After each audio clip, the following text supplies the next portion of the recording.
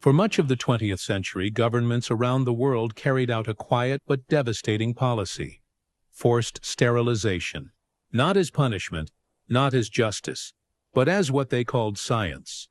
From the early 1900s through the 1970s, tens of thousands of people were sterilized without consent in countries like the United States, Canada, Sweden, and across Europe and colonial territories. The people targeted were not criminals.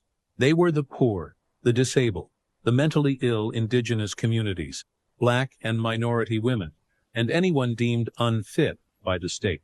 This movement was rooted in eugenics, the belief that society could be improved by preventing certain people from reproducing.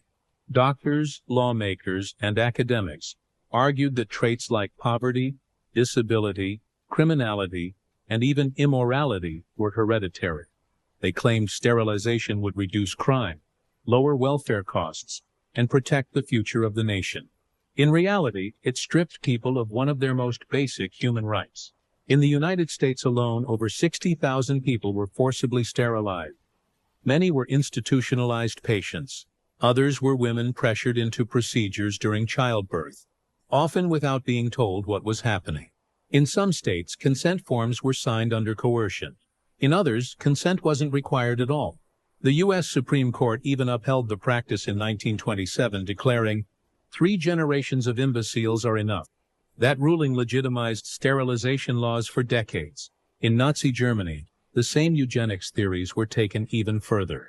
Hundreds of thousands were sterilized before policies escalated into mass murder. But this wasn't just a Nazi idea.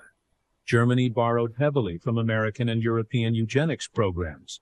In Sweden, forced sterilizations continued into the 1970s, long after the world claimed to have moved on.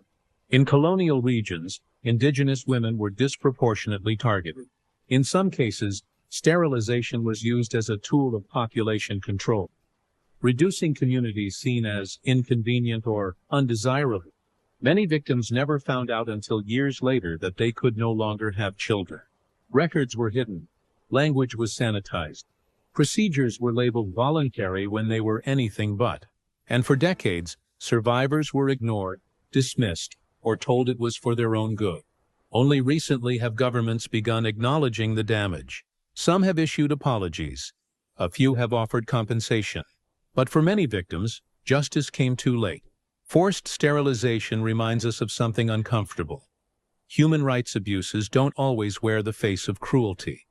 Sometimes they wear lab coats, laws, and official approval. And that's why this history matters. Because when science is separated from ethics, and power decides who gets to exist, the consequences are irreversible.